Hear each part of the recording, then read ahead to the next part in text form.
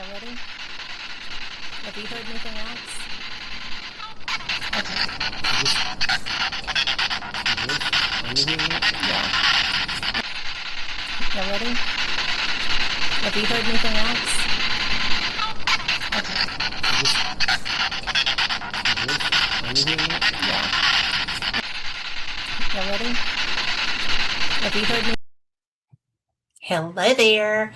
I am so glad you're here tonight. I am Kat Hobson, the host of Paranormal Experienced, and that's what you're listening to.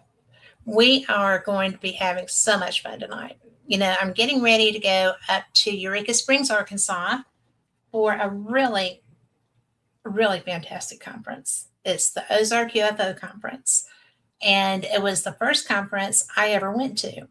And y'all have been hearing speakers from this year's event, and you're going to do that again tonight because this is somebody I have to tell you, I've had so much fun.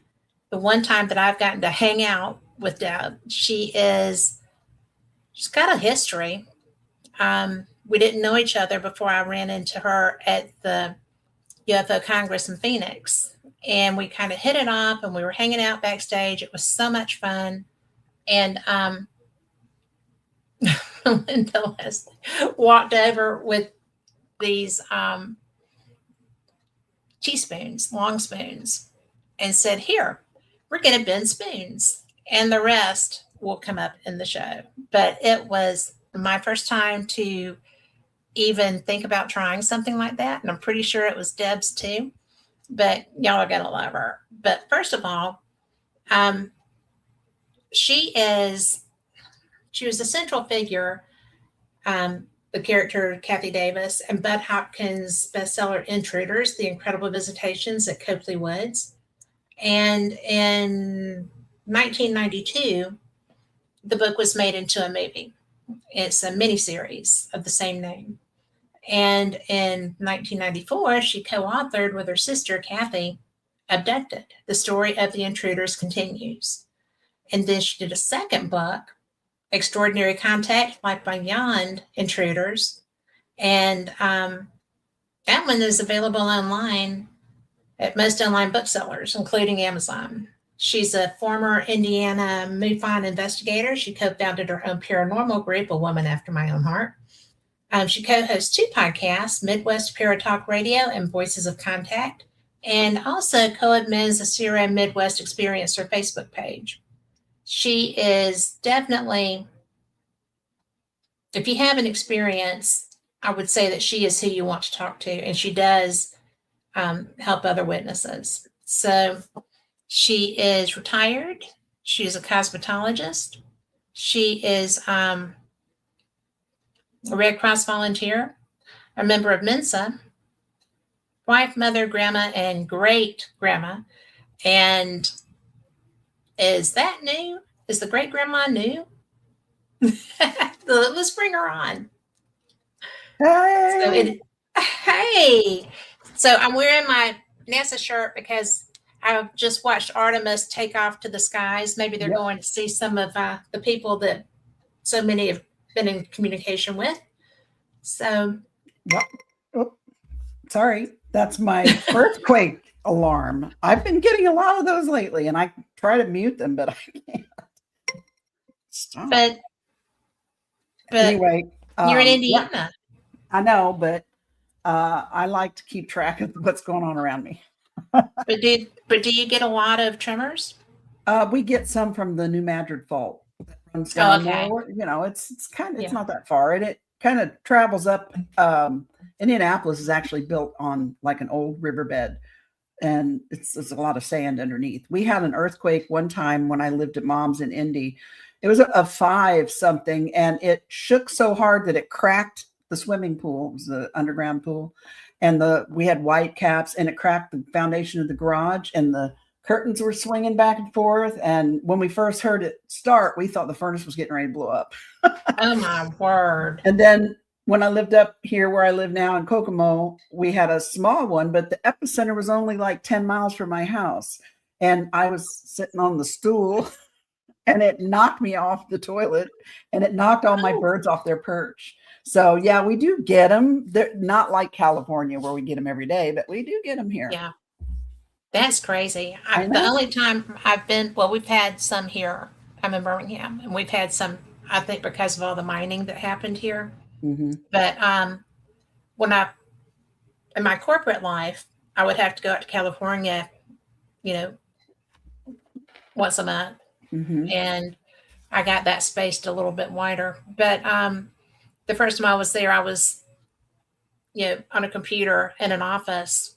I borrowed somebody's office, and I'm just sitting there and I'm talking and I'm doing stuff, and there's stuff falling in front of my face. And I was like, what is that? And it was the ceiling tile schmutz, right? Mm-hmm. And I'm like, oh, that was a tremor. Okay. Yeah. Well, I'm done here. I'm ready to go home. Mm-hmm. It was very disconcerting because I'd never felt one. So that was my first one. That the one in Indianapolis at Mom and Dad's, that was the first one I'd ever felt. So it was kind of freaky. I'm used to tornadoes, blizzards, and all kinds of stuff. Right. But not earthquakes are rare here.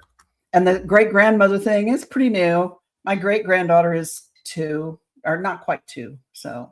Oh, that's so cool. Yeah. You know, it's very rare that you get 4 generations in this, you know. And we don't have very many girls. There's only her and my granddaughter are the only girls, and all the rest we have like 7 grandsons, and I had 2 boys.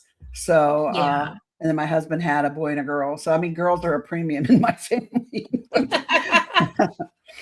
Well, we've got 3 grandsons and 1 granddaughter, and so they may all be a little spoiled. I don't know, but. That just goes without saying. It does. I mean, that's my whole job right now. I know, right? I mean, that's why we go through the other is to get to this part. Right. Because we can do what we want, and then we send them home. Yep. And they can deal with the aftershocks. Yep, that's the beautiful part of it. Yes, it is. Although I kind of hate to send my granddaughter home. She's my little mini me. Now she's 20 years old, and she's going to Purdue, and she's going to be a computer scientist, and she's really smart. But she is my little mini me. She acts like me. She thinks like me. We have conversations, and she says, "Don't tell Mom and Dad." I'm like, "Are you kidding?" You know, you don't tell Mom and Dad. I'm grandma. We don't do that. Yeah, there's a code. Yeah, but it's grandma code. Yeah, there is. Yes. But well. You know, I have to ask you, because I've heard from different people that some of the things that you experienced that were in the books and movie and everything, those are generational. Has anybody else been affected in your family by that? Because I've never really thought about that, but since we're talking about family. I didn't know it for the longest time until Budd actually started to come out and interview the family when he was starting the investigation after the June 30, 83 thing that he wrote about in Intruders. Anyway, but my mom apparently had something happen to her when she was like a kid, you know, maybe 7 or so, that I didn't even know about. And she started telling him about it. And it was the only time that I think she ever really said anything about anything like that in her life. Oh, wow. And then of course, my sister, she's 11 years older than me, but she had something. Now, my other sister who's younger and my brother who's younger, they don't think they've had anything like me and Kathie have, but they have had paranormal things happen to them. I don't know. For me, that seems all to be connected somehow. And I think it is connected. Yeah. And my father, he's never specifically said anything, but my grandma used to say my dad was psychic, you know, and weird things happened around him, that he was born with a veil over his face, which I didn't know what that meant for years, but I guess it meant his, you know, sack was intact or something. Right. But that old wives' tale that may mean you're going to be psychic. and he was, I will tell you that. But, and then my granddaughter, like I said, she's almost 20, and she's never really talked about it. And we don't talk about it, her and I, I've never had a conversation with her about it. I'm pretty sure at her age now, she knows most everything.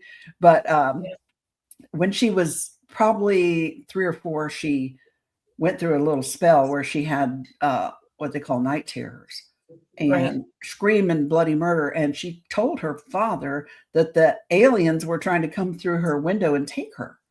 And, when my kids were little and all this was going on at mom and dad's house, we tried very hard not to talk about it within earshot of them, around them, for 2 reasons. Number one, we didn't want to scare them. And number 2, if sometime in the future that they did have things they wanted to explore, we didn't want to like contaminate their subconscious with stuff, but mostly I just didn't want them to be scared. Sure. And so we had a rule kind of like that we didn't talk about it around the kids. Of course, when they get a little older and they're sneaky, especially boys, we tried to be more careful, but little ears are around. But anyway, I had that. Robbie asked me when Emma was born they didn't want anything like that being talked about around her. And at that point, things were going to be on TV that we didn't have to deal with back in the 80s. But now there's stuff on TV. So I was very cautious every time she came to spend the night, which was practically every weekend. And I'd see a commercial come on TV or something that even was remotely like that, I would change the channel really quick, So when this came up, my son called me and he was really mad at me. And he's like, what did you guys tell her? I'm like, we didn't tell her anything. And I was devastated for multiple reasons, not only because he was angry at me for something I didn't do or have control over, but also what was my granddaughter dealing with? She's just a kid, like 4 or 5 years old. And he said, well, she can't come over to your house anymore for a while until we get this under control. I'm like, okay, I completely understand, but it broke my heart. So it was several months, got her calmed down and everything. And he, bless his heart, I love my son. He got her a radio, got her a nightlight, got her special curtains. He even made anti-alien go away spray out of a bottle of Glade air freshener. He put a label on it. We had his little ritual he did with her every night, and she finally calmed down and it stopped and it never happened again. And then she eventually, came back and he realized that we didn't have anything to do with it. Because my son, both my kids were traumatized by it when they were little. And my oldest son, he won't even talk about it. And, I asked him one time, I said, hey, can you make it? He does 3D printing. I said, could you 3D print me an alien head of the sculpture that I made years ago? And he's like, no. So, yeah, I mean, it scared the hell out of them when they were little. And they still, especially my older son, still hasn't really, he doesn't want to have anything to do with it or talk about it. But so fast forward, like my granddaughter's 14 or 15 now. She's at my house hanging out, spending the weekend. We're watching TV and Ancient Aliens commercial comes on across the TV. So I instinctively grab the remote and I'm going to change the channel, right away. And then I thought, wait a minute. I mean, she probably just hears more at high school. Probably watches it. I mean, she probably sees it. I mean, she's in high school. I'm like, I just kind of ignored it. Like I didn't bring any attention to it. Right. And after the commercial passed, she turned around to me and she said, hey, Nene, because she called me Nene. She goes, hey, Nene. And I said, hey, what? She goes, do you believe in aliens? And I'm like, oh. And I just looked at her and said, yes. That's it. Yep. And she looked at me and she said, good. So do I. And I said, cool. And that was it, the end of the conversation. But in my mind, I'm thinking, now she knows. I know she can't talk to her dad or her mom about any of this ever because her dad can't even bring himself to talk about it with me. But now she knows she has someone she can talk to if she ever needs to. Right. So that made me feel better. So I don't know whether that generation is involved or not. I kind of got a feeling might be, but I don't know for sure. Well, I mean, it sounds like she was experiencing, and maybe the parental reaction put the kibosh on it, or at least slowed it down for some time. I don't So, know. I mean, there's no way to know I'm glad whatever it without was asking. stopped. And, you know, I'm not ever going to bring it up with her because that's on her time and her when she wants to. But she knows that she can. That's the important thing. So, well, you know, that is the important thing, because I can't imagine anything worse than having something go on that you don't feel like you can control, well, because you can't. Right. And then, you know, and there not being any outlet for that. That's got to just expound it, because, and you know, what happened to me that compelled me into the, you know, to public with it was 43 years ago, something like that. And back then we didn't have the internet, we didn't have cell phones, you know, we didn't have anything like that. And I was in Indiana, you know, in the middle of nowhere. I was fortunate because I had family and friends who experienced these things with me. So I did have a small group around me that I could talk to about it occasionally, you know, but as far as being outside of the family, or, you know, that small wheelhouse, that I was pretty much, I felt like, sometimes I felt like I was on an island in the middle of nowhere, you know, and we wouldn't talk about it. We didn't talk about this stuff every day, but when things happened, we talked about it, you know. So I was more lucky than most people back then. Now you have the internet, you have support groups online, Zoom chats, all that. And I mean, it's so much better than it was. But back then, you know, and so I felt fortunate. And that's why, one of the reasons why I spoke up after Budd wrote Intruders, he had convinced my family and myself that us telling our story could help people. And well, it did help people. Yeah, and I think it has. Yeah, and that was the catalyst for me to come and speak publicly, because I was not a public speaker and I was so bashful. We talked about this prior to the show starting. I hate the sound of my own voice. You know, and I always feel like I feel like I could have said things better. I don't have a great command of words, you know, and so I'll hear myself say something and then I think, God, I should have said it this way. It would have made more sense, you know. But hopefully what I've done over the last, you know, 35 years has helped, you know, some people feel more comfortable about coming forward. And yeah. Well, you know, it's, you know, we were talking about Nancy. There's so much, and she had a very unusual experience from my understanding as a rule. And because there's very few times that, and I think we talked about this the last time we talked, that she was allowed to visit with her child and stuff. And, you know, so I don't think she's crazy. I mean, people saw the craft around where she lived and stuff. I mean, it wasn't like a, you know, that kind of thing. But she didn't really have support. And that's, I think, I agree with you. The way that so many different organizations have experiencer groups, and I was unaware of, I mean, at Ozark, almost everyone there is an experiencer. I mean, they are. That's why they go there, you know, but because it is such a personal, small group, relatively speaking. It's a fantastic conference because of that. And although they would probably rather me say, everybody has to go now, because you would really love that. But I mean, I feel that way about it. It's the best one going. Absolutely. Until I got to, where was I? I got to Contact in the Desert. And I didn't even know about experiencer groups. I didn't. I've done paranormal experience for 10 years.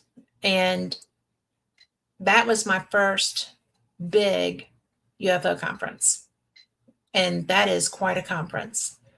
And it was bizarre because I'm walking down through the lobby area and all these people are gathered around a bar. And some of them are loud and some of them are sad and some of them are, and I went and found somebody and I was like, what are they doing? I said, that's the experiencer group that they're sharing. And you can't go in there as media, but you can go in there as an experiencer. But you cannot take any, you can't be media in there. And I'm like, well, I wouldn't be media in there. I wouldn't do that. Apparently some people would, so they have rules. Oh yeah. And because that's such a personal thing. And some people deal with it, some people don't. I'm really fortunate to have a lot of friends that mediate some of those, and I've been allowed to go. I had to take my tag off and, just be me. They probably weren't real thrilled with that either because I ask questions. But I ask questions too. Because I've had experiences, but I don't always trust that that's what that was, because and sometimes it's hard for people to speak about their experiences, and it actually helps them to speak more when you ask the right questions. So, especially if it's a new experience, I think. Mm-hmm. So, but I just think that's cool that you do that. Do what? Just that you help other experiencers, that you provide, because I just think that you even do a Facebook page for that. I mean, it's a private Facebook page, CERO, the group CERO that Yvonne Smith started out in California. Mm-hmm. They got like a little Midwest part. I don't know, Yvonne, poor Yvonne, I kind of glommed onto her, especially after Budd passed away. I actually met her through Budd. And, she's a few years older than me, but not much. But I kind of looked up to her. And she's really nice. She's a super nice lady and very, she does a lot for experiencers. And then I didn't see her for a long time. And then I got asked to go to Brazil and speak in Brazil. And it just so happened that she was also there. And I was terrified because I went to this strange country that I couldn't speak the language all by myself, which I was proud of myself that I did that because I'm a wuss. But I don't think you're a wuss. But so when I saw her there, I'm like, oh, thank God. And I kind of glommed back on her again. And I never let go at that point. Now she's like family to me. But, she wanted to extend the reach of helping people. And so, and it was actually the brainchild of a gal, another member of CERO, and Beverly. And they asked me if I would co-host with her on this Facebook page. So I said, yeah. And it's been fun. It's private. You have to have an invitation there, but we keep it private for the protection of the people there so that people can share their stories with no judgment. And we don't let people come in that are like farming for guests for their podcasts and things like that. Not you, I mean, but like a lot of people would. They do that, and they don't really care about the actual people involved or their stories. And we care about them. Yeah. We want them to know that we hear them. Well, you are them. We are them. And I don't always have answers. And I can't always relate to every single experience that other people have. I haven't had the experiences, and I don't judge anybody else's experience, because I can only speak on my own. But I can be an ear. I can be a supportive shoulder to cry on, so to speak. I'm a safe place that you can tell your story and not have to worry about me judging you or anybody else. Just get it out. Sometimes just getting it out, hearing it come out of your mouth can change It your whole alleviates some perspective of the on things. mystery.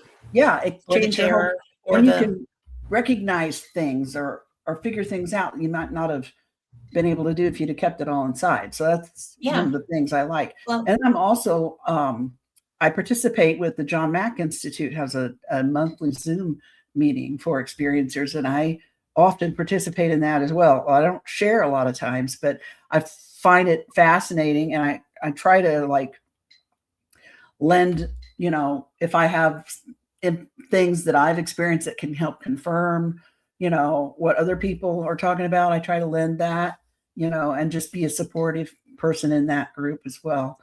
And you know, when I first met Budd, the first time I went to New York, long ago, one of the first things that he did was he hooked me up with what he called his buddy system. And he did that before I even got to New York. He introduced me to a gal who was a few years older than me, who had had some time to deal with what she'd been dealing with and was doing well. And she kind of took me under her wing, and we talked on the phone. And she always told me, anytime you feel afraid or you think something's going on, call me. I don't care what time it is, day or night, 24/7, you know. And all the buddies did this for each other. And then when I got to New York, I was fortunate enough to be there during one of his, he actually conducted like group sessions in his studio apartment of experiencers who just wanted to get together and share their experiences and, you know, fellowship and everything. People would come in and we would talk about the things that we'd seen and what we knew and what had happened to us. And then, you know, we'd eat and have coffee and whatever. I met Whitley Strieber there. That's where I met Whitley. I met Linda Howe there. I met so many people there at his the group sessions that he had there. Some people I still talk to this day, you know, and it's been 35 years, you know. And when we meet each other again, it's almost like we may not talk for 10 years, but as soon as we see each other, it's like we were just together yesterday. We don't skip a beat. It's like we're all connected somehow. And it's a wonderful thing. And, well, you are all connected. I mean, it's great. So I want everybody to experience that if they can. Yeah, it helps so much. Well, I'll tell you, Whitley is he's an interesting person. I did a workshop that he did at Contact, and it was probably the best workshop I've ever participated in. And I, you know, afterward I was talking to him, and it was so weird because it was a at the end he was like, if you've had experiences, well, just sit back and visualize it and meditate on it and see if you can see who you interacted with. And it was so weird because I had not ever tried to do that. And the person that I did interact with looked nothing like the cover of Contact. And what came to me in that meditation was that type of alien. And I was just kind of like, why is that there? You know? And so when I was starting to leave, I said, that was a really great workshop. And I appreciate, you know, you taking the time to do this, because it was at the end of the conference. And I said, but I've got to tell you that as far as I know, I have never interacted with what you experienced. That's not, you know, who was there. And I said, so I'm a little bit concerned and curious about why that's who came through my meditation. He's like, well, then you have met them. And I said, well, okay. I just figured it's because I knew the cover of your book, but okay. I mean, because projection. Yeah, well. But he was like, well, with what we did, he said, almost everybody who comes to these events has had experiences that they may not remember. Mm-hmm. And that's the alien that they see the most. And because it's fairly reptilian, it was very, well, I think it is reptilian.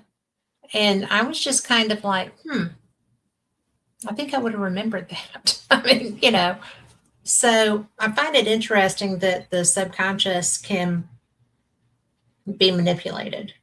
And hi, Raymond and Jack. But, it's just so odd to me that that's a fact. Well, I can tell you that the human mind, I mean, I speak for my own human mind. I've had traumatic experiences in my life that have nothing to do with paranormal or UFO related stuff or non-human intelligence. And in one particular instance, I witnessed somebody die, and my mind went blank for probably 3 months. I didn't remember hearing the gunshot or anything, and even though there was no way I could not hear it. Right. But then one day I woke up, I was almost half asleep. I was in that mid state before you're not really asleep, but you're not really awake. And actually that's pretty much what hypnosis is, in that super relaxed state, right before you slip off into la la land. And right at that point I heard and I shot straight up in bed, and my eyes were open, and I saw the whole thing play out in like a TV screen on my wall. And I remembered, but it took about 3 months. And I talked to my psychologist about it when, because obviously I was going through therapy, and he explained to me that sometimes your mind can protect you from things that it's not ready to deal with. But once, it feels something inside of you feels like you're ready to be able to deal with it, it'll come. That's why I've had regression a few times, but not very many. It's always been with Budd, except one time it was Dr. Clamar. That's the psychiatrist that I first met in New York that he introduced me to, who was also the woman that he trained under. And I didn't remember a whole lot of new stuff with regression, but I did remember some details of things, and a couple of things, that once I, started to remember it just like when I heard the gunshot, it all just came flooding back. But there's still maybe, like, for instance, just the June 3083 incident, I still only remember about 15 minutes of, we figure I was missing for about an hour and 15 minutes. And I only remember about maybe 10 or 15 minutes of that to this day. And I have zero desire. Now, I do remember a little more now. Bits and pieces have come back to me over the years, but I still don't remember the whole thing. And I don't care if I do or not. It's a moot point. Right. I feel like if it's not broke, I'm functioning great. And if it's not broke, don't fix it. You know what I mean? That's usually my rule of thumb too. So, but I feel like when I'm ready to remember, I will, and then there's people, also, there's, researchers and even experiencers who feel like that they, being whatever non-human intelligence that you've had contact with, have somehow blocked your memory. That could be too. I don't know. It's all I think theory. They give you screen memories too. At that as well, but it's all theory. It's just everybody's best guess. So I can only speak for myself. When I know from my own experience with other things outside of these, that my mind has a way of protecting me from things that I can't handle. So I'm going to give myself credit for that first. Then what's left, they can have credit for. Well, but it's really true because we do have self-preservation. Mm-hmm. And, it's just so bizarre that Everything is bizarre. Life is it bizarre. is. But, we both knew Calvin Parker. Oh, yeah. And he did not get any of that protection. He did not get any kind of, let's make this easy kind of thing, and that was the strangest encounter that I've heard of. And it shook him to his core. He was shook to his core until he passed. He never felt comfortable completely. Mm-hmm. He did more as he got older, but he could talk about it. He could talk about it. Yeah, he couldn't even talk about it for the longest time. Calvin was probably one of the sweetest, most genuine, kind souls I ever met in my life. And when he told you something, you knew he was telling you the truth. You could feel it in your soul, and what happened to him that night with Charlie just rocked his world, and it never got straight, never got right. Well, I'm so glad that he insisted that they go to the police station. Yeah. Because there was that recording of they were recorded talking about it. Mm-hmm. So he never had a nobody believes you thing, I mean. Well, he probably did, but I mean, he had the recording and he had Charlie. I mean, and then there were, I guess, a lot of witnesses come about later. Yeah. Well, there were, because even now, because I was speaking at a conference in Orange Beach, Alabama, and I talked about Calvin's case, and a woman came up to me after that discussion, and she said, "I just want you to know that he was telling the truth." I was like, "Well, I never doubted that." I mean, I said, "But how do you know?" She said, "Because I saw that. It was like a blue egg. Mm-hmm. And I saw that land, and it was right on the river, and he was telling the truth." I was like, "Well, I'm glad that you did, because, I believed him, but I'm sure that so many people might not have." There are a lot of people that saw that. I mean, that was not happening in a void, and it was right down by where they build the stuff. Yeah, I think a lot of people saw it, Yeah. Well, there were two other witnesses that were just not far from them. Mm-hmm. A couple Spoonem, Sparker, whatever. And, they experienced that too. They saw one of the creatures. Mm-hmm. So they swam past them. That, to me, I mean, there was so much validation of that case. And he so much wished that it had never happened to him. Yeah, he did. It changed his life in a lot of ways. It made him fearful, and I don't think he was fearful before that. He probably was not. I didn't know him before that happened. So, but from what he said, it didn't strike me as, because he was only 17. Like he was always bashful, though. I mean, he was just a bashful, sweet guy. Yeah.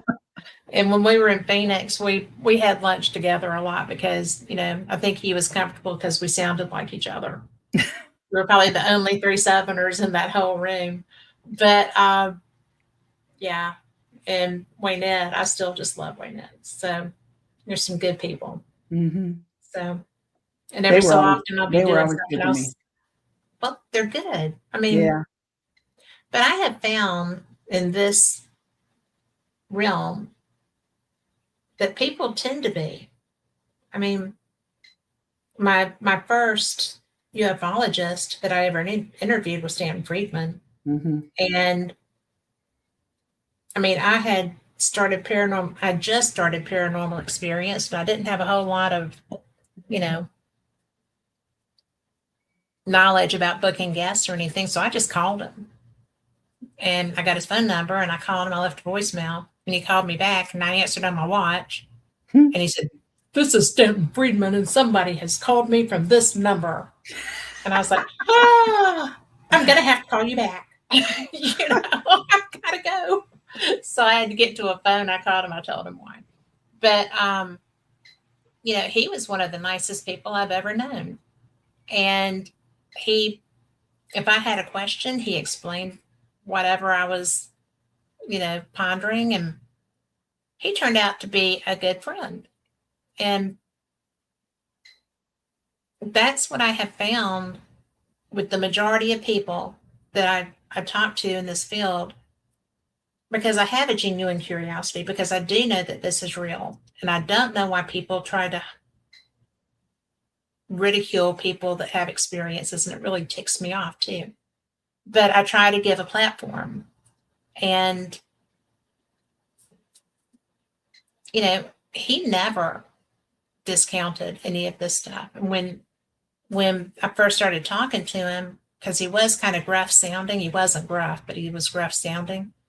And so I was at first kind of intimidated by him. And then I found out how kind he was. And he just became one of my heroes. And in fact, I interviewed him the Wednesday night before he passed away. And he was going to the doctor because he didn't feel good. And so he only wanted to do an hour. And I was like, that's okay. I'll line somebody else up for the second one. It doesn't matter. And so then when we got to the end of the hour, he's like, you know, I think I might could just stay on. I was like, well, you have a doctor's appointment because you don't feel good. And I have somebody coming on. It's okay. And so I wish so much now that I had just brought my friend on and, you know, done that other hour, but I don't think he was really up for it. And then, you know, Chase called me to tell me that he had died. And that was so. Didn't he pass away in an airport going to a conference or something? You know, well, he died doing what he loved to do, because he loves to go and speak on these things. He was, I probably heard a dozen of his talks over the years. I sat in and listened to him, and I met him a few times and, you know, got some pictures with him. He's a nice guy. I figured Kathie Martin and him were like two peas in a pod. And I know what a kind person I figured Stan had to be a good guy for Kathie to be friends with him and work with him. Absolutely. The way she did for so long. So and that was such a good working relationship. It really was. Yeah. I mean, they accomplished so much. Mm-hmm. And they wrote some great books. Yes, they did. And you know, it was so funny because I actually went 2 years ago, I think, 2 trips back to Vegas, because when David plays poker, I go and explore things. And I actually took a Area 51 tour. Oh, neat.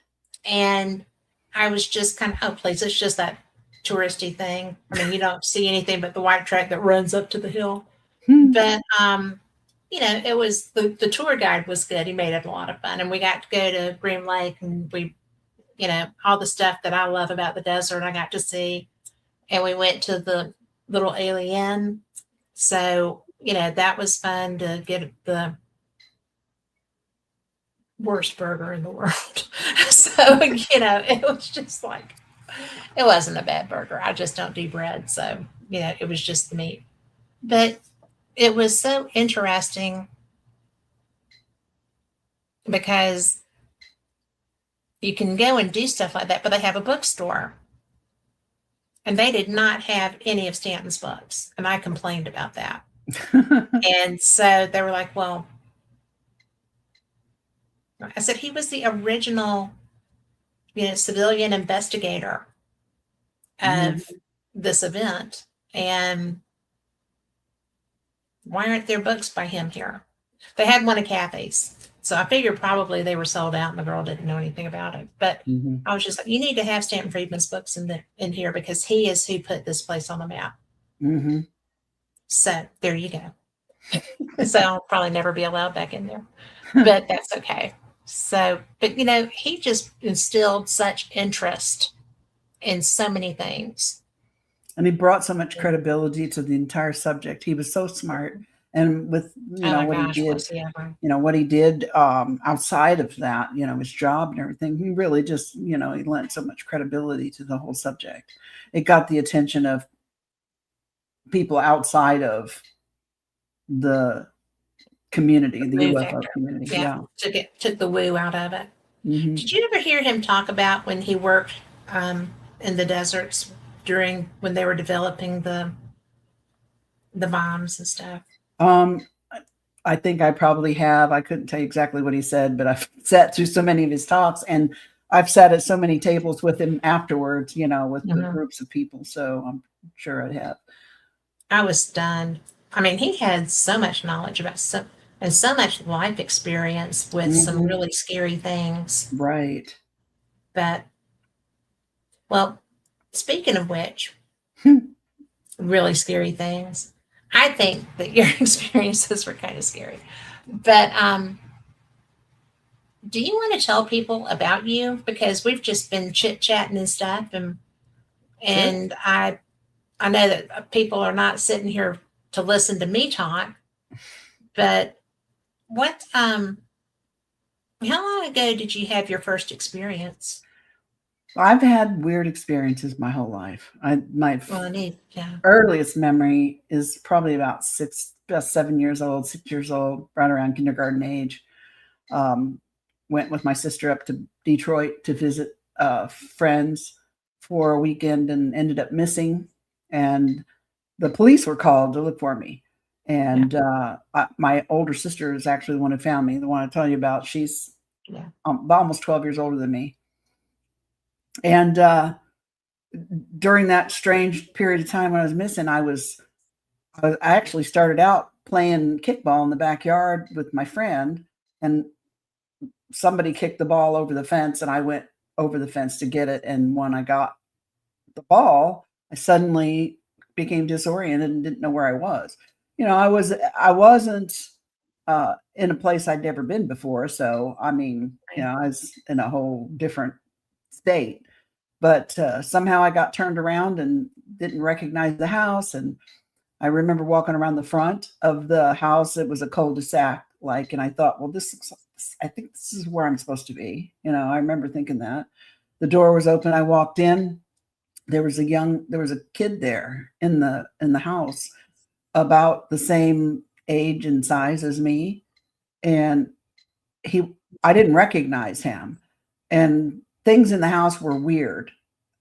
I thought I recognized some of the furniture and stuff, but things were in wrong places, like chairs on tables instead of at tables and stuff like that. And I got a little paranoid. I got a little freaky, a little afraid, and I started to take off out the door. And he stopped me, and he's like, you want to come and play with me? I have some really cool toys. And well, I heard toys, and I was like, okay. So I went with him to a room in this house. But when the door opened, this room was huge. I mean, just really huge. And I was just a little kid, and I just remember thinking, wow, this is big. And there were no lights or anything in it, but it was all bright white. And I saw some red lights on the wall. The center of the floor was sunk down a little bit, like almost like sunken living room from the 70s. You remember those? And you could step down and sit on them. And at some point, I was sitting on the ledge in this sunken area, and he hands me his toy thing that it reminded me of something we used to make when I was a kid out of shoeboxes. Where you just cut a hole and run some strings across them, and then make your own little guitar. Mm-hmm. And this thing was sitting across my lap and my legs, and he told me to pluck the strings. Well, I did, and something hurt me, and I got afraid, and I jumped up and I tried to run out the door. And when I got out the playroom door back into the house part to the front door, he was suddenly in front of me, and he says, "You don't leave yet." And at the same time, who I thought was his mother came from behind me in some other room. and came storming out. And she says, "Who is this girl? She does not belong here. She needs to leave right now." And the second she said that, it was like someone shoved me out the door. But I don't remember seeing anybody touch me. It just felt like I was just, some force just shoved me out the door. And when I regained my footing on the pathway to the sidewalk, I looked up and there was my sister standing there, just looking at me. And I just remember thinking, "Oh, it's my sister." I'm, relief washed over me. I pretty much just forgot about everything. All I could think about was how happy I was to see her. Sure. And I ran up to her, grabbed her hand. I don't recall having any conversation with her whatsoever, and she doesn't recall having any conversation with me, but she does remember finding me at that house. And she took me back to where I was supposed to be, and the police were there, and the people that we were visiting, they had been all there looking for me, and my sister found me. She knew where to go for some reason. And then we went home and didn't speak about it for years and years. And then we talked about it. When Budd came, he says, the first time he came to visit, of course, the whole family was there. And we were telling him all the weird stuff that's happened to all of us over the years, mostly paranormal stuff, honestly. Right. And he said, well, he asked my mom, he's like, "Well, Janet, is there any other strange things that involved Debbie that you could remember?" And she brought up the fact that I had been missing for a whole day, and the police up there in Detroit, Michigan had been looking for me. And we started the conversation. My sister was there. She's like, "I think I can she said, "I think I still know the phone number to the place where we went." And, because this was years ago when I was little, but she had remained friends with this girl over, the decades. Sure. And she was able to get the mother on the phone. She had she had to be in her 80s at that point. And she was able to get her on the phone, and she talked to Budd. And she told Budd, yeah, she was missing for the whole day. We were scared to death. We thought something horrible had happened to her. She said, "I felt so bad." So that was confirmed. And then something weird happened to me when I was, I think, 16 or 17. I was out hanging around with some friends. One at the time, one of my best friends and her friend, which I had just met that night. We'd been to the skating rink. And my friend was a little bit older than me. She had her own car. We'd been to the skating rink, and her boyfriend had left early, said he was going to go home. So, yeah, she decided that we needed to go out and drive out to his farmhouse where his parents lived to make sure his car was there and he was doing what he was supposed to do, Sure. Teenage girls stalking their boyfriends and whatnot. This was way out in the boonies on the far, far east, northeast side of India. Back then, it was nothing but fields and woods, and nothing was there. So we're out buzzing around well after midnight looking for Kenny's car at his house, right? And somewhere along the road, I notice a light in the sky acting weird and flashy. And I looked up and I'm like, "Oh, look, there's a UFO." And I kind of laughed a little bit. And the girl in the back seat, whom I didn't know, flipped out. She was like, she threw herself on the floorboard behind the seats and she started crying, and she's like, "Don't say that, don't say that." And she's scared. And I looked over at my friend. I'm like, "What is wrong with your friend?" She kind of looked at me like, "Okay," And I said, "Look, that light's acting weirder and weirder." And it was getting bigger. And then the next thing I remember, we are going in a different direction. My friend who's driving, she's like, "Oh my God, my mom and dad are going to be up. Their alarm's about to go off in like half an hour. We got to hurry up and get home or we're going to get busted for being out driving around." Because my mom thought I was spending the night with her. Oh, okay. We remember those days. We dropped off this girl who was freaked out. And then we got to my girlfriend's house, and we literally, because we had an escape hatch in her, she did this all the time. So we climbed in her bedroom window. We got in bed under the covers just in time to hear her parents' alarm go off to get up to go to work, right? So we just made it, right? Then I started remembering the night was weird. And I remember sitting in the car, but the car was enveloped in this like black smoke. I couldn't see anything, like black fog or black smoke. And then it felt like someone was pulling my legs out the car door, pulling me out of the car by my legs. And I was trying to resist. And I'm like, that is the weirdest dream I ever had. And that was in the fall. And then, let's see, I think I was 17 when that happened. And then I got married in 78. And I got married because I thought I was pregnant. Well, I was pregnant. I got when we were engaged, we were going to get married in June, but we moved our wedding up to April because I was pregnant. And back, this was the 70s, it was a different time. You know what I'm saying? It was a different time. It was a different time. And there were different attitudes about that than there is now.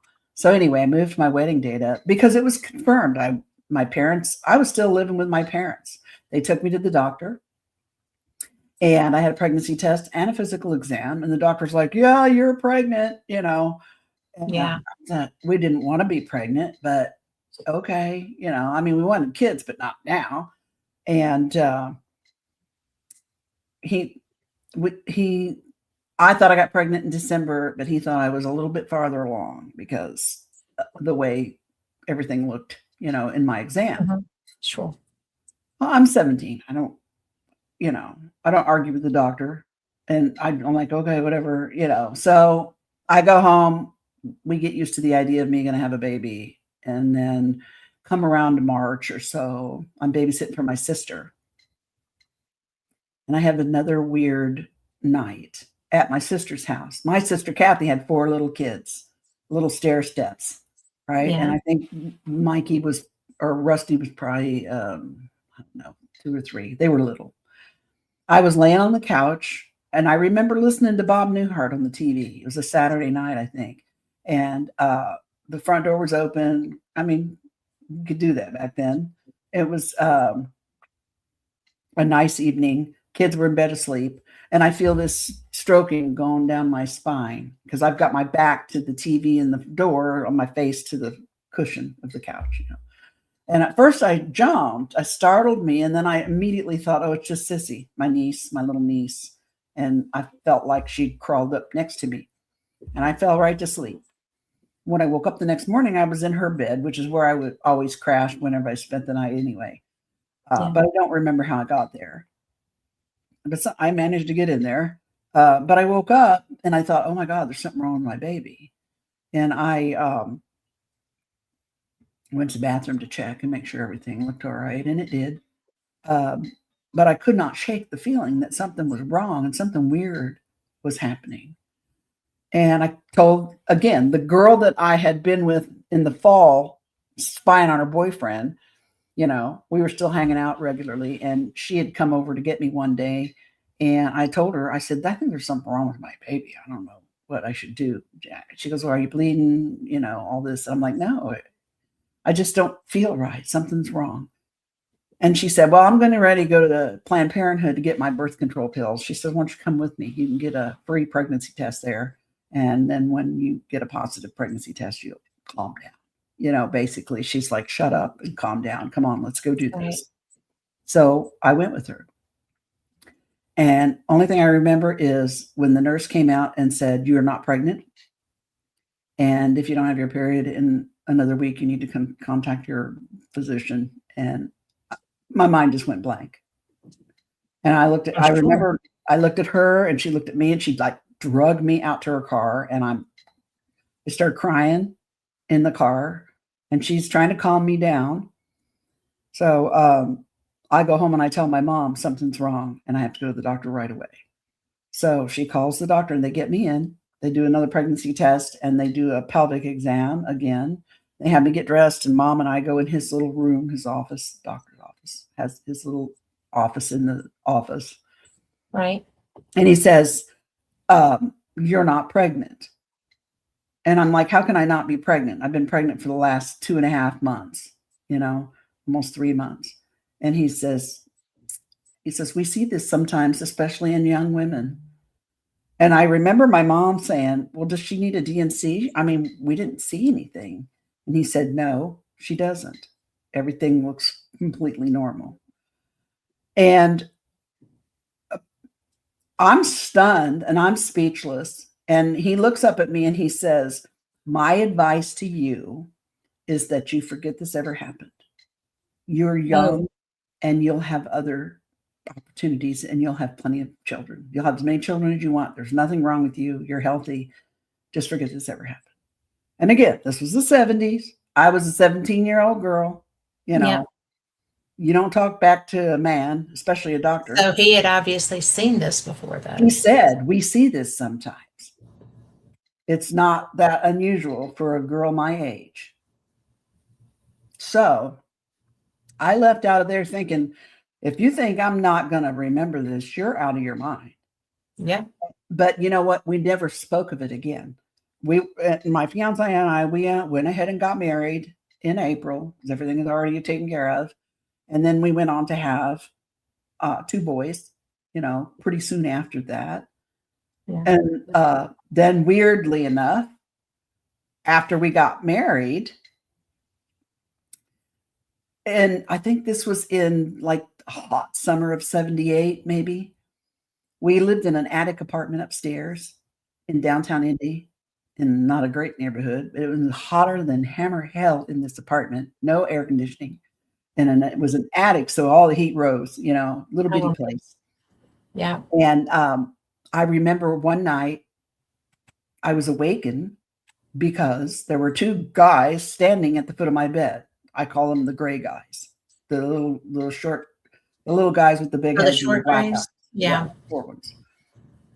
And I slipped. My husband was in bed next to me, and I slipped up in the bed, kind of startled. And I remember thinking, oh my God, don't touch me. If you just don't touch me, I'll be all right.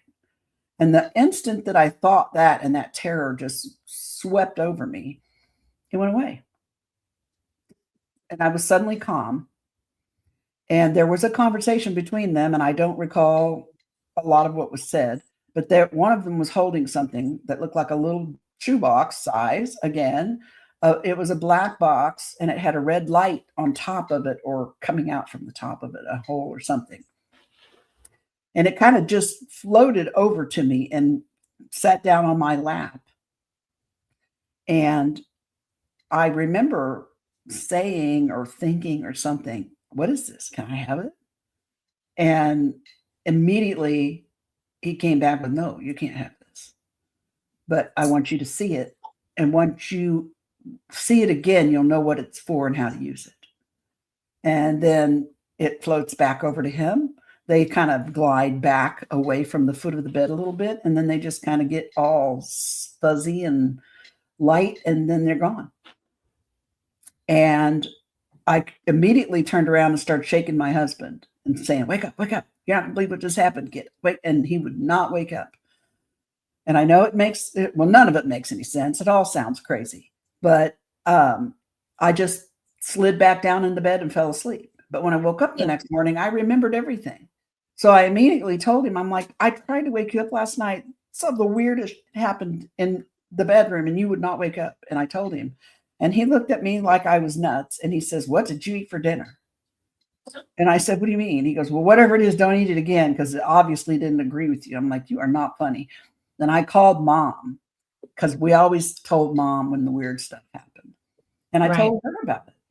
And, Bud asked her, and years later, she said, I remember when she called me and told me this. She was adamant that it was not a dream, that she was wide awake, and that she tried to wake up, Charlie. And it was right. And I didn't realize this until not too terribly long ago, but I had either just got pregnant with my oldest son, like within a week or so of this happening, or got pregnant right after I had this encounter, like a week or so. I mean, the timing is like right there. And then when I had my son, he was born 6 weeks premature. I went into heart failure, kidney failure, liver failure. I got eclampsia, and I had a near-death experience that was unbelievable, which also changed me and my life. And this was even before June 30, 83. And Wow. so I had that. And then I think I had one last physical after the June 30, 83 encounter. Then Mom and I had another sighting in April of 84 over the house. Big, like, not really a triangle, but more like a chevron shaped thing over the house with the block behind it. So we had a sighting, Mom and I did. And then all kinds of weird little paranormal things really started ramping up after the 83 incident. And then I think the last physical incident that I had with this non-human intelligence, whatever it was, with other people. I was with my late husband and our housemate and her daughter out on the farm by the time we moved up here. And we witnessed something walk down the road toward us. And he tried to record it on the video camera, but 18 minutes of the videotape, when the little timer thing on the videotape, it jumped 18 minutes. And it went from us outside saying, and you could hear her daughter say, "Mama, what's that walking down the road towards us?" And then you hear her squeal. And then it jumps 18 minutes forward on the tape, and you can hear him trying to record the cows moving and carrying on the barn next to the house. And just, it was a weird night. And that happened, like, I had just had a complete hysterectomy. And that was the last time I had any kind of real physical light contact like that. But from that point on, I mean, I was already in the process of losing my fear. And early on, after the June 30, 83 incident, someone had told me something that fear, I needed to get control of my fear, because fear would only slow the process, whatever that means. And I had been working on that. Things in me had started changing. After the June 30, 83 incident that was written about in Intruders, something in me started changing. I always say that night, it's like part of me died and a new part of me got born. I started to see things differently and see people differently. I started to discover I had ability to sense things, and it got stronger. And I started seeing images. I could be driving down the street, but I'd get this image, this flash, or hear a phrase or a thought or an idea, and I'd have to write it down before, and then it would leave me alone and I'd be fine. And it would wake me up in the middle of the night sometimes, and I'd have to write. Were you agitated until you did that? Yeah, I couldn't focus on anything else but that until I wrote it down. Once I got it out of here and put it somewhere where it wouldn't be lost, I could go on about my business. Yeah. So, and that went on for a long time. And it was things like light can be used for healing and moving things, transportation, and even nutrition, just weird stuff, And the images that I drew, I kept seeing them on a black wall, like granite, shiny, cold, hard, black wall somewhere, and they were like carved into it. I could put my finger in it and feel it, these shapes and almost hieroglyph-like things. One of the drawings that I did of something I saw on a wall ended up to be the Wi-Fi signal shape, like 25 years later. Oh my gosh. Weird. How weird is that? And then there are other things that I drew. There were a couple of things that I saw that ended up in crops in England back in the late 90s, early 2000s. Yeah. Same exact thing. But I wasn't the only person doing this. I was just the only person that was dumb enough to tell everybody I was doing it, because I was like, I can't believe this. But I found out that I was only one of many, And so anyway, a lot of weird things started happening. Like I said, I started paranormal stuff started ramping up. I started getting interested in paranormal stuff. I recorded my first EVP like 30 years ago, and that was it. I was done. It was so amazing, and it just changed. Again, it changed the whole direction of the way my brain was working. This EVP was an old man's voice, and he said, "Are the spirits listening?" And then the little voice behind it sounded like a kid, said, "Can I listen too?" And I looked up at my nephew, and I'm like, "Oh, we're the spirits somewhere else. Somebody's listening to us." And it was like, bam, that was it. I was done. That's pretty cool. Because an EVP got me the first time too, because there wasn't anybody there. I have, and they when were I on go my to recorder. speak, when I speak in Eureka Springs, I'm going to bring a couple of my favorite EVPs that are going to blow your mind. When you think about paranormal TV shows and they show those EVPs where you got to kind of, you got to kind of guess what it says or whatever. Not these. I throw those away. This sounded like a woman was sitting next to me and she leaned into the microphone to say what she said. And and I've got video. I was actually sitting right here where I'm at now, getting ready to do a podcast with Greg. So back when we were still doing the paranormal, we were doing Midwest Paratalk, kind of on hiatus right now, but Greg's going to be with me. He's coming with me to Eureka Springs. Cool. So you get to meet him. But I'm sitting here getting ready to do a podcast, and I didn't have my camera on. I wasn't recording, but the camera was on. I was getting everything set up, and I happened to look up, and I saw this little ball of light. Whoop, went like this and back behind my head, and I scrambled, and I said, "Hey, I wasn't recording. You need to come back and do that again so I can record it." And you see me scrambling, pulling my mic up, getting my camera.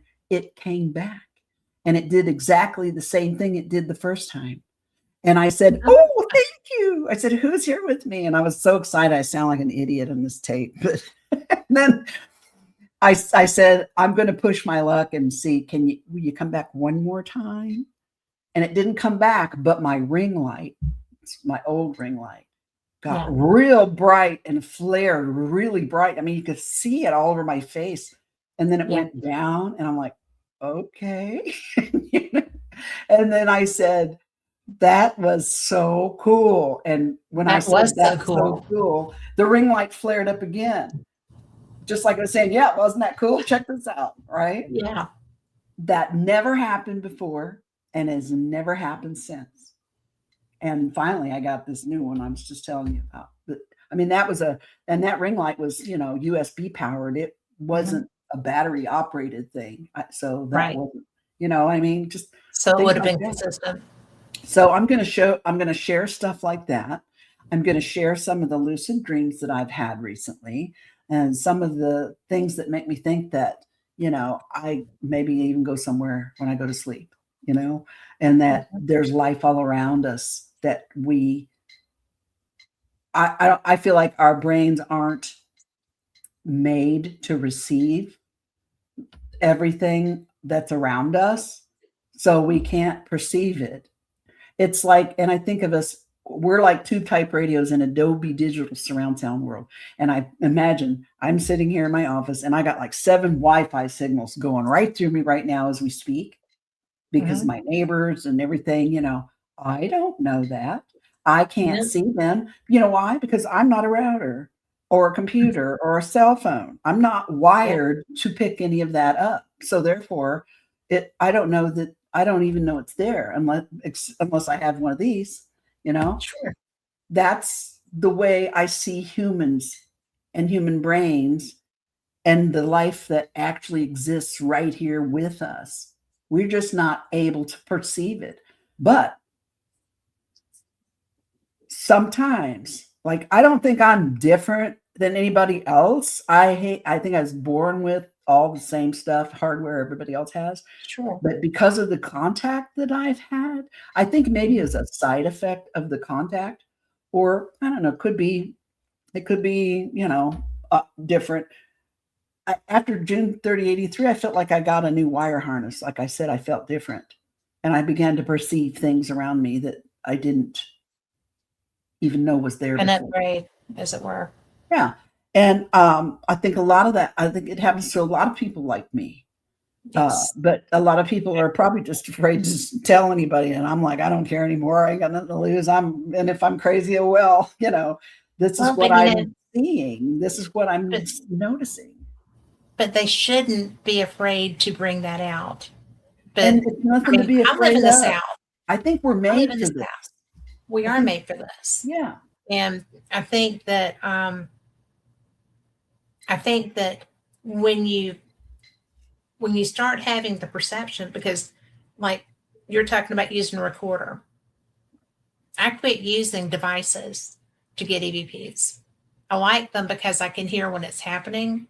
But if I use a voice recorder, just a voice recorder, I get clear, concise, well-spoken EVPs. I don't use any of that other stuff. Just my H1 recorder. Mm-hmm. And they call me the antenna. Yeah. My paranormal groups, they call me the antenna because you get my recorder gets the best EVPs. Yes. And I've got an H4 that I have such a struggle trying to run that thing. But should have got my H1. Yeah, very easy. But I use a Sony and I use just the small ones, like the dictation kind. Yeah. And I get, what Carl plays some of my EVPs right there. And that's excellent because Carl said that we got great EVP on our show with no equipment.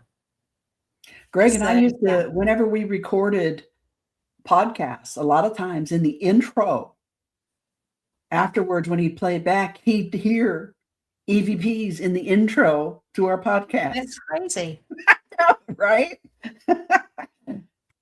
It's exciting. To me, it's exciting. There's a whole world out here going on right around us all, people. And to me, that's just so dimensions. Exciting. I mean, it's dimensions. Absolutely. We live in a dimensional world. And I feel like the contact that I've had with NHI that people, and I even thought were, aliens flying from another galaxy or whatever. I don't feel that anymore. I mean, they're definitely aliens and they're non-human intelligence, but I don't think they got in a spaceship and flew all the way across the galaxy to come here. They sidestepped here from one space to another. They're doing something that maybe our government knows about. Maybe we don't, but it's I more. I cannot imagine that that's happening in a void. It's more. Even that little egg-shaped craft in the backyard that night. Now, that thing was about the size of the pump house of my mom and dad's swimming pool, which is not that big, like a mini barn, like a shed you get at Kmart or something, for your backyard, like that size. And there were 6 of those little guys in the backyard. I thought they were kids when I saw them out there. Even if you put 6 of those little kids in that mini barn, it ain't gonna fly all the way across the galaxy. I don't know what that thing did. No. And I don't remember seeing them go in there, but that thing is not what I thought it was. And they aren't what I think they are. I mean, they're non-human intelligence for sure. Yes. But they're not little green men from outer space. They're from somewhere else right here. Well, I mean, I've been to places where a case in point would be Cherokee, North Carolina. And there's a place there called Thomas Divide. And it's beautiful. And I'm under orders not to go at night when somebody's playing poker. So, of course, I would never do that. But it's the most bizarre thing because I was up there one night and I had a camcorder. And I was just like, fooling with it. And these lights, and David got me a topographical map. We've got survey maps. We've got everything. and there's not anything that should be creating this. There are houses over there, but I mean, they're hardworking people. You know, they go to bed, they go to work. Yeah. But I was out there one night and I had my camcorder going, and it was so aggravating. And I've been filming them and it glitched.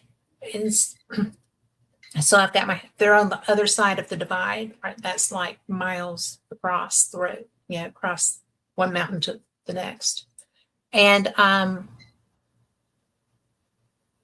looked up and one of the pink lights had come across the divide. And I was like, I'm just fooling with my camera and I'm not here to do you any harm. And I don't really want you to come closer. And it didn't, but it stayed. And it was just hovering like there was nothing under it. I was parked next to the wall because I didn't want to be pulled into the wall. So if somebody came in, I couldn't be pinned. Mm-hmm. And and there was a tree overhanging. And I was just kind of like, you know, it wasn't quite completely dark when I went out there because they come out, they start as it starts to get dark. There's not a certain time, there's not a certain place on the mountain across from you where that they just come different times, and there's kind of an orangey light and a pink light. Right. And they're just pretty. And it doesn't happen all the time. Mm-hmm. And I've been there in the summer, I've been there in the winter. They've been there both times. Both seasons. And so I think that those are something. It's just the most bizarre thing. And David's like, you cannot go up there by yourself. You cannot. I said, well, then you're going to have to quit playing poker at a certain time of night. Your choice. So, but I never get out of the car because I was driving up there one night and I saw a boar with like 13 baby boars. Those suckers can eat you. So I don't fool with boars. We had a pig farm across the street from me for a while, and then we had one of the mamas got loose, and so my husband had to get his big boots on and try to wrangle her down. And they're mean. They are mean. These big hogs that he had were mean. I wouldn't even go outside. So I don't. I mean, and a wild boar with a litter. No. I do not get out. Your car, drive away. Yes, I never got out of my car after that. But it was, those are. I feel like I researched every way for that to be environmental, right? There's not enough consistency in any of that for it to be just environmental.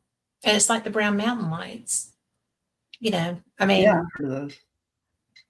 they're basically the same phenomenon, but I didn't want to be the person that went missing, right? So I don't get out. I don't try to interact physically. But that was so funny because it was like when I quit paying attention and was looking at my camera, that one got nosy, and I don't know if it was concern or what brought it across the divide, right? But when I was like, don't come any closer, it didn't. And I really think that interdimensionality is so underrated, but so strong. I'm sorry. No, it's okay. Go ahead. No, I was going to tell you, I had an experience not too long ago. Here, I'm going to see if I can find it. Because if I read it, I've got all my notes here, but it was just so weird. This was in November. We live for weird. Huh? Well, I'm the queen of weird, I guess. So I don't know why I keep saying that. Everybody already knows it. But So it was November 23rd, 2021. I was outside walking in the sun, getting some fresh air and enjoying the last little bit of decent weather when these thoughts came in my head, which they had to come in my head, but somebody was there. I had my earbuds in, and it was daytime. I was walking. I was listening to my favorite tunes, feeling real zen and just kind of just really relaxed, right? And I hear this voice come up behind me, and he says, "Hey, Deb." And I thought it was one of my neighbors. I pulled my earbud out and I turned around and I said, "Hello." And I looked and no one was there. And I looked around and I thought, somebody's pranking me. Somebody's hiding behind a shrub. Then I'm like, hello, you know. And then he just starts talking. And it's like he's standing right next to me, but there's no one there. And it's not coming out of my earbud because that's in my hand. Right. And it startled me at first. But I'm kind of used to this sort of thing after, 67 years. So I said, hello. And he said, this is what he said to me. He said, hey, he said, from this side, you look like a little bright bubble of light just floating through your daily life out here in our darkness. You're brighter than a lot. We see all of your kind out here, but you are only perceivable as light here. But when you see the tiny lights in your darkness, that's how we look to you. He says, but you know what? Where I actually am, I look just like you. And I thought, and I said, and me being a paranormal investigator, what is the first thing I say? Well, are you dead? Like, are you a spirit? Yeah. And he laughed, which kind of surprised me. He says, no, I'm as alive as you are. And I said, well, are you one of those gray guys? Talking about the aliens, right? Right. And he says, again, he kind of chuckles a little bit and he goes, no, they're your future. And I said, well, who are you? And that was the end of the conversation.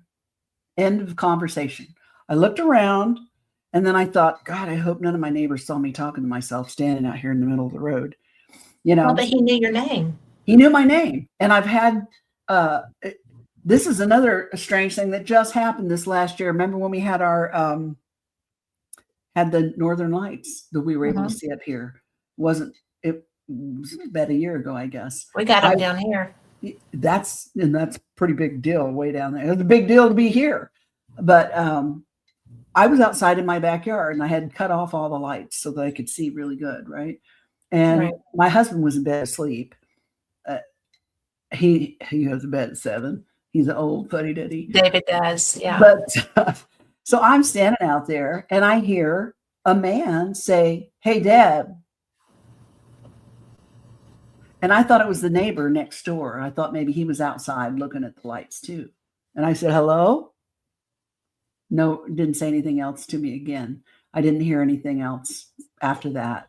But I heard a man call my name. And then the weird part was, like the next day, I get a DM from a friend of mine, an old school friend that I went to high school with. And she says, and because I had put this on my Facebook page, that told me, hey, I had a weird thing happen last night.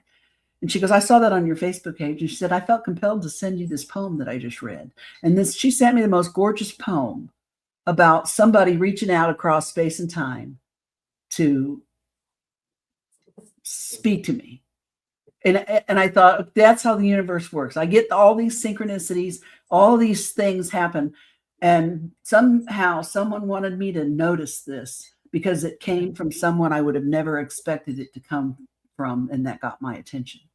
You know what I mean? So it's all these little interwoven synchronicities in my life that just happen spontaneously. That's why I feel now that a lot of the contact that I've had's been more than just extraterrestrial. You know what I mean? I do. I do think that they're part of it. But we have Noreen in our chat who said she's in the UK and in 2011 saw the big black triangle, and it's a hard thing to explain. But I did feel I had been seen and something was aware of me. And her instinct was to drop to the floor and press herself up against the wall out of sight. which confused me as I hadn't been scared, but instinct took over her body. So, maybe that's pretty intense. Mm-hmm. I did not hide from the craft that came behind my house, but I was laying in a hammock, just chilling out, talking to my daughter on the phone. So I feel you, Noreen. It's disconcerting when you see that. But mine wasn't a triangle. Mine was like a pie plate that was in a cloud, like a green cloud. It was the weirdest thing I've ever seen. But I think I'm a bit desensitized at this point in my life because it's been going on for 60 years that I can remember. That was the closest one had been to me, because it was like almost eye level with me, just going between, and it wasn't big because it went between two houses. So, I do remember being a kid, and we were at the parking lot of the Holy Spirit Catholic Church. It was getting ready to have their fall fest or their 4th of July festival. And I was standing next to my mom holding her hand and looked up. Everybody was looking up. And there was a silver ball in the sky hovering over the fall. I've never seen a ball. It was a silver sphere, and it was just hanging there. And everybody was staring up there and looking at it. And then it just went away. And it was pretty close. Did it fade away or did it drive away? Huh? Did it fade away or drive away? It just went up higher and higher and higher until you couldn't see it anymore, and it was gone. We all stood there and watched it. And it was very close. I would say it probably wasn't terribly much higher off the ground than the steeple of the church. So it was, and it wasn't that big. I mean, it wouldn't have been that big. But everybody was standing there looking at it. I was standing there holding my mom's hand, and she was looking up at it too. I was really little, but I remember that. There were a whole bunch of the people there that day too. So isn't it wild how that stays with you? Yeah, it does. I can't remember what I had for dinner a week ago or even 2 nights ago, but there are certain things that happen to me that just imprint in my soul, and they're there forever, and I don't know why. Well, because you're meant to know them. I think that when we have interaction that we good, bad, and different, whatever, I think that it is it's prepping. And I know that it sounds crazy, but I do think that it is, somebody has to be calm when stuff starts happening. If stuff starts happening. I've already had my existential crisis, my ontological shock. I've gotten over it. So maybe I can help other people to get over theirs. I don't know. That's what I think too. I mean, it's there's just so much. There's so much that we don't comprehend. There's stuff that, like, 2 people can be standing in a room and one of them have an experience and the other has nothing, right? Yep. So it's just, I don't understand that. Is it frequency that one person is tuned to that the other's not picking up? Or is it, Noreen, will you put in what part of the UK you're in, please? I'm just nosy. But, there's, and like, is it we're wired to a different frequency from each other? But then again, I can feel my friends, I recognize their energy when they're around. So here, I can do that too. Yeah. I mean, literally, they could walk up behind me, and if I don't see them, but I feel them, I know who they are. Exactly. But if a stranger walks up behind me, I don't know them, but I know I don't know them, because everybody's energy is like a fingerprint. It's unique. I don't know what that is. So maybe I should put on glasses. Do I have glasses? Can you read what that says? I don't even see anything. Where do I need to look? The chat. It's in the chat room, but it looks like under comments on your right. Oh, I see it now. I'm sorry, you guys. I didn't even know there was a chat room here this whole time. I've been running my mouth and I didn't even know. I'm crazy. That's okay. But is that WIRR? WIRRAL. The world? Oh, no. Where is that? Lauren? It's across the water from Liverpool. Oh, okay. But I'm hoping to get down into England the next time I go. So I always go to Scotland because my best friend only wants to go to Scotland. So I finally had to put my foot down last time and say, we're going to another part of Scotland. I want to see other things, you know. I got to go to England once and I absolutely loved it. I want to go back someday. I would love to go to England. I have a friend that lives down in I want to live there. Someone adopt me. Well, she lives in Broadstairs by the Sea in Kent, which is where the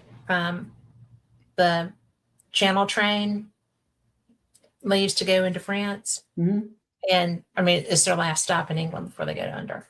But she's like, you've been to the UK 3 times and you have never come to my house. I said, I'm with people that won't leave Scotland. I won't come to your house when I come by myself. So, and David's like, you're not going by yourself. But I have a friend that travels with me, so that works out pretty good. There's a group of us that go to Scotland and go ghost hunting because I'm a paranormal investigator. Yeah. And I would love to go to a castle over there. Gosh, oh my God. We have the best time. And our friends are, I've got friends who are Highland Paranormal, which is a TAPS group. But the other group that I investigate with are the guys from Haunted Scotland, the Haunted Scotland investigations, or that they do the show on. I'm going to be in so much trouble. I think it's Discovery. I don't know, but they are because if you're an investigator, you're an investigator, right? And we have been to so many places. And we had 1 year, 2 years ago, some other friends have history and horror tours, and they were just starting their company. So we took the train up to Paris, and they, checked into our hotel and they picked us up. And I don't even know some of the places that we were in. I didn't even know the town names, right? But I was taking pictures out of my bedroom window of the hotel signs so that I would know where we were. They took us to so many places, but Castle Mingus, it's spelled Menzies, but they say Mingus. And that was cool. They had a death mask of Bonnie Prince Charlie in there. Is lots of activity. We went to just everywhere. When we were in Perth, we investigated the hotel. We were at Salutations Hotel. It was really cool because it had the tartan carpet and stuff, and then it had the old hunt ball pictures where they would have the hunt balls there. And Gary was doing haunted tours through Perth, and that place is rocking for investigation. And, but it's such a great place if you ever go, or if you want to go the next time we go. But it's such a neat experience because the people are just brilliant. And it's the safest place I've ever seen. We saw some boys getting in a fight on a bridge over the Ness River, and that was funny because they fight like girls. But they did, but it was funny. But there's everything there is ancient, and everything is haunted. Everything is haunted. The house I stayed in when I went to England, I went to Sheffield because I actually spoke at Sheffield University, And so I went to London, and then from there I went to Sheffield, and the house I stayed in was older than my country. You know, I'd had slate floors and a thatch roof, and it was gorgeous. Yes. And they took me to Stonehenge, and it was like a bucket list. I want to see that. It you couldn't. I wanted to wrap my arms and legs around one of them and just hold it forever and ever, but you couldn't touch them. They are all roped off, and you had to walk around in circles. But I still, just to be there, I was so excited. That was something I've always wanted to do. Was the energy astounding? Huh? Was the energy astounding? I just felt tingly all over. Like I said, I wanted to just run to one of the stones and just start hugging it, but you know, I wasn't allowed to touch it. And it I was just in awe. I just walked around quietly. I think they had like headphones that you could wear, and they talked about things as you were walking around. You know what I mean? Something like that. Yeah. And I bought a little souvenir at the stand by the parking lot. So I wanted to see a crop circle. And when we went there was still some of that stuff going on. I still probably get somewhere now and then, but I think, and my feeling with those is that I felt like, at least nowadays, I think people are doing it. But I gotta wonder. It started that way, though. I don't think it started that way, and you gotta wonder who's putting these designs in their head to begin with. You know what I'm saying? I mean, that's what I thought about. There are certain old school, like OG, some of the early ones, that when I see, I feel some type of way. I can't describe it. Just does something to my body. I have this physical response that I can't even control when I see them. But it's only a couple of them. Some of them are clearly just, y'all need to don't lose your day job because you suck at making crop circles. They're awful and raggedy looking. I make better crop circles with my lawnmower on accident, you know. I do know. I'm just saying. So Marie said that she lives across the water from Liverpool. There's a lot of UFO activity in Wales, and they can see part of Wales from where she lives. And she's been fortunate to have had a few different experiences that she's tried to debunk, and they remain unexplained to her to date. So that's pretty fun. And see, I'm a debunker. I'm probably the biggest. My biggest skeptic is me, because anytime something weird happens, and it's so easy to fall into that rabbit hole of just blaming it all on weird stuff, and I don't want to be that one. And I'd rather research it. The natural curious part of me really wants to know. So I will dig, and I will figure out. That's why I was one of the best investigators that Indiana MUFON had for the longest time, because I would dig. And 99% of the time I could find the prosaic explanation for things. And that's the way I always try to do my own things. And then, you know, as a paranormal investigator, I've kind of handled it the same way. But, you know, and sometimes I might come off as acting like somebody that doesn't believe in any of it, but that couldn't be farther from the truth. Yeah. True. I mean, once you have your own experiences, you can't put that tube. You can't put that toothpaste back in the tube. No, you're done. You're cooked. But I do try to find, you know, logical explanations. You know, the incident that I had at the old Paulding jail in Paulding, Ohio, right across from Fort Wayne Airport, right across the state line.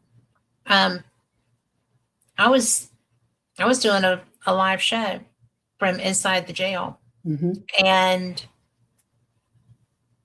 I did something pretty provocative, but acted like I was innocent.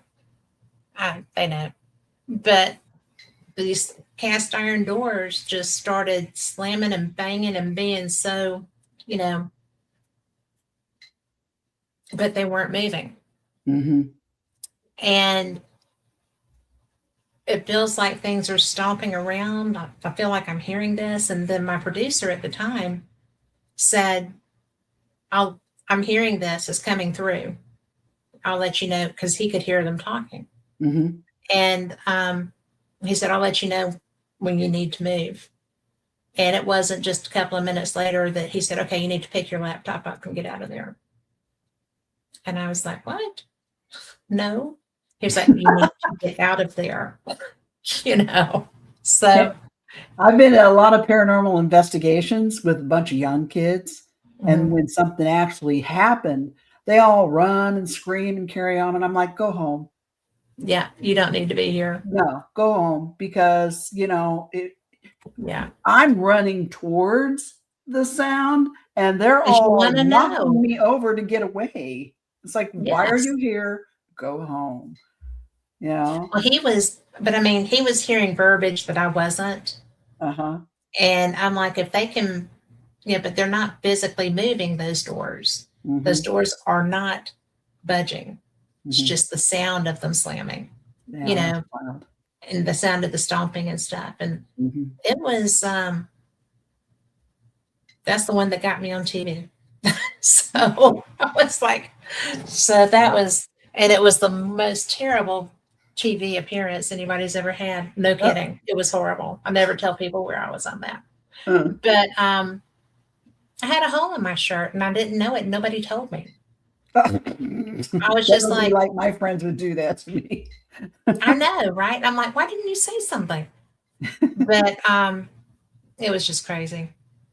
But it was that's the most haunted place I've ever investigated. And I live right by Sloss Furnace, which is also very active. And they've turned it into a museum now, and the new person over it's always been a museum. But they're like, oh, well, we don't allow paranormal investigation. I'm like, why? Whatever. I mean, maybe you should dance with the one that brought you, because if it wasn't for the paranormal community, this would not still be here. Right. And, she didn't like that. Oh, well. That's okay. It needed to be said. But, she wasn't going to let me investigate anyway. So I just bought a tour. And I went and did the self-tour. And it was a good day.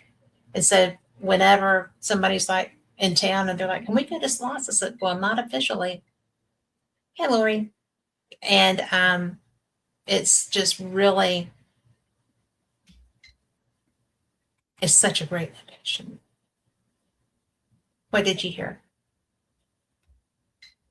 Who, me? Mm-hmm. When? You look like you heard something just then. I have my bank of security cameras. The monitor is right next to me. And somebody pulled up in front of my house, and now they've shut their lights off and they're just sitting there. So I've kind of got one eyeball on this. Like, what are you doing? It's 10 o'clock at night here, almost. Yeah. So I got my eyeball, I always got my head on 360 swivel. That's how survivors roll. So I just got my eyes peeled. Everything's locked up. Sorry about that. I got no worries. No worries. But Lori in chat is my bestie that we go over. She comes, we've been three years in a row. And she said the standing stones were really amazing. And when we were there, she didn't know about energy circles, like tree circles and stone circles and stuff. Mm-hmm.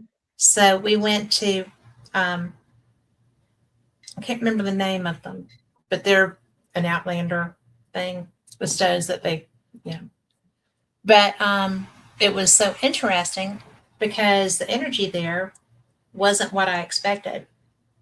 Are they still there? Mm-hmm. They're just sitting there. Yeah. Maybe they don't know you're up.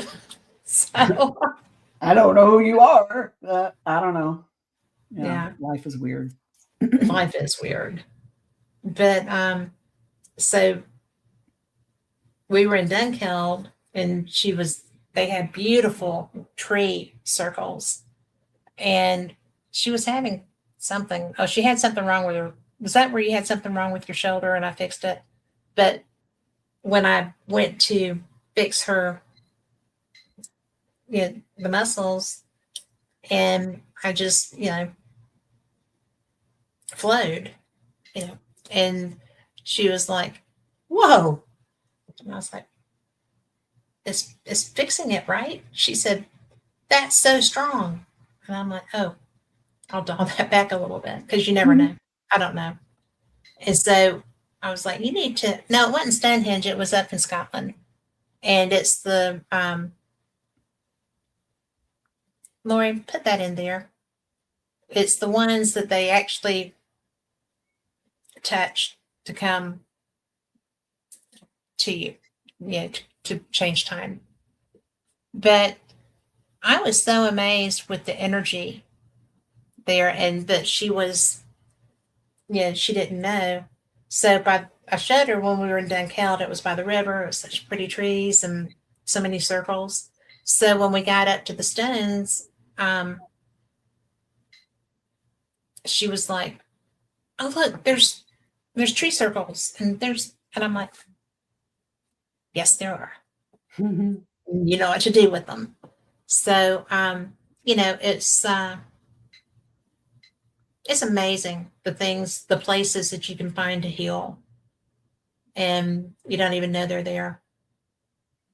But that was a whole different topic. Jump on me. Sorry. That's all right. It was interesting. I was interested. I love all that kind of stuff. I love energy. I'm an energy worker, and it's cool. It's all around us, and it's all a part of us. And I mean, that's one of the things I said earlier. I was trying to practice my skills and hone my skills, and I want to be able to control some of the things I can do. You mentioned earlier about the spoons bending and all that jazz. I'm bringing some. I came home and I was practicing it, and I was getting really good at it. I mean, I've got some that are like triple and quadruple twisted, and I made so many of them that I made myself a mobile with all my spoons. Oh, how cool. And it's really cute. I still have mine. I still have my spoon. My husband trips out on it when he sees it. And the funny thing is, my hands, I have arthritis. I have to get my husband to open a bottle of water for me. Sometimes I have to use both hands to open the door. I had to buy these little things to stick on them. I've had surgeries on my hands. I've had 5 or 6. And yet when I go to do this, as soon as that starts feeling hot and I start twisting, and it gets hotter as I twist, it gets hotter to the point where when I've got like a quadruple twist in the spoon, it's hot to touch. Yeah. It's really hot. And then when it cools off, you will never bend it back. Dave tried to bend him back and straighten him up. And he's like, how the hell did you do this? I'm like, I don't know. They just do. I just do. He goes, you can't even open a bottle of water, but you can do that. I'm like, when I was a kid, I would melt the lid off the water. Yeah. When I was a teenager, I was 15 years old, and I will never forget this because my sister Kathie said something to Budd on the phone, and I actually have the recording of her talking to him. And she said, Debbie has powers that I don't understand them, but if she could ever learn how to control these things, she'd be something. She told that to Budd, and I had no idea that she thought that.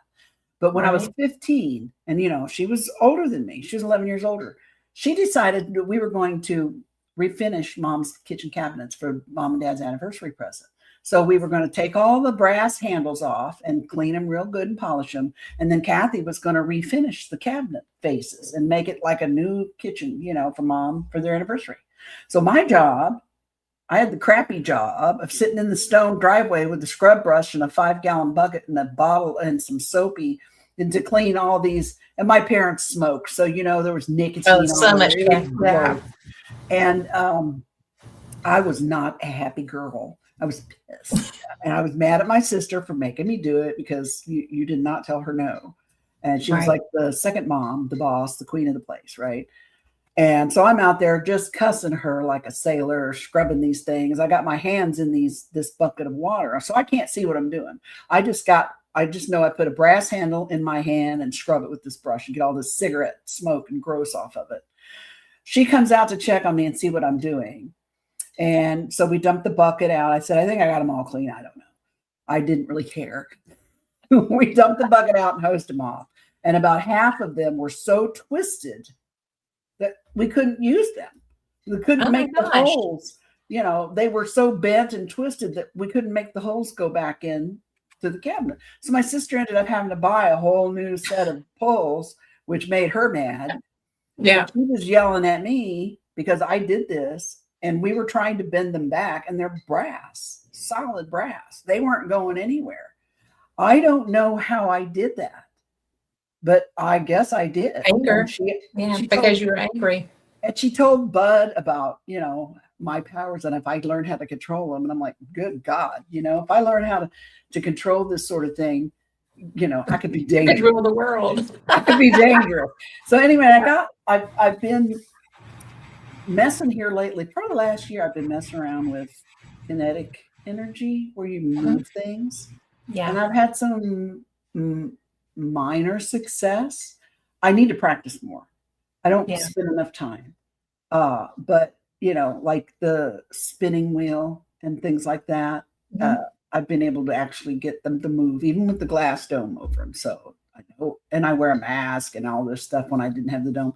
I mean, I've been working on stuff like that, trying to cultivate that. For some reason, there's something keeps pushing me. Remote viewing, something I've been fascinated with.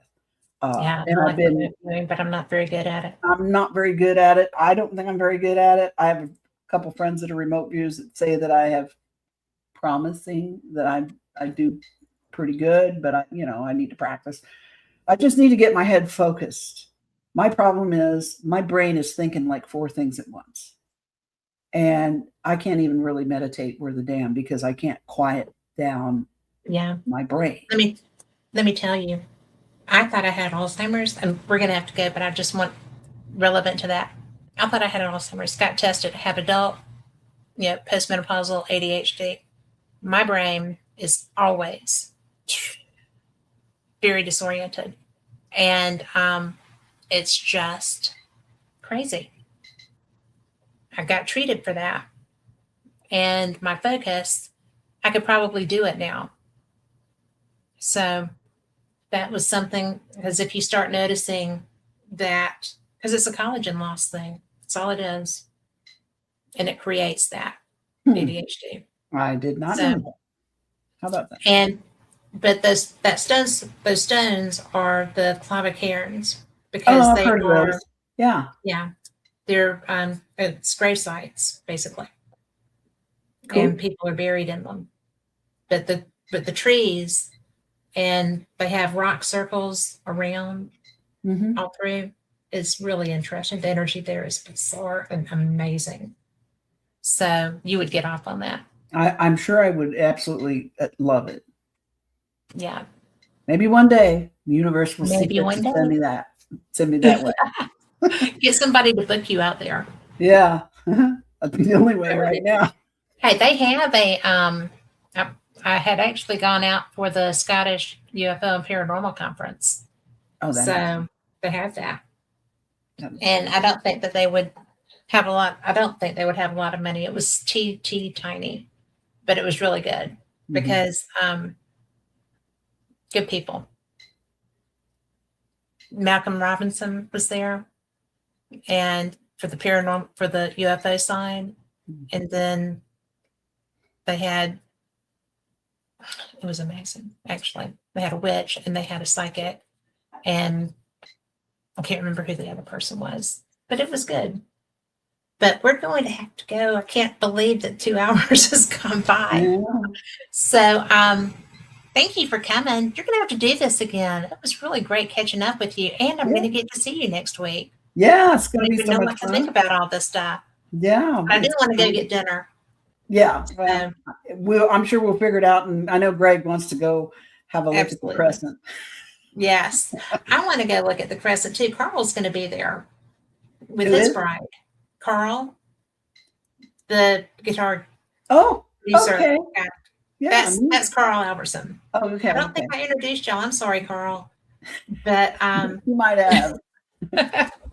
But I was focused on that guitar. When he pulled that up, I'm like, oh, I know, right? Yeah. He is so gifted. He is bizarre with he's just brilliant. But bizarre skills. He just has mad skills. It's crazy. You can do anything. That's awesome. But thank you. Thank you so much. You're welcome. And I've just enjoyed you. And for everybody listening, because I know there's people out there, and I'm just so glad that y'all are. And we will see you next week. Same cat time, same cat channel. I will be in town for this week's fate. And then I'll leave Thursday to go to Ozark Mountain UFO Conference. So there'll be all kinds of information coming out of there. So we will talk to y'all soon. Be blessed. Have a great week. Good night.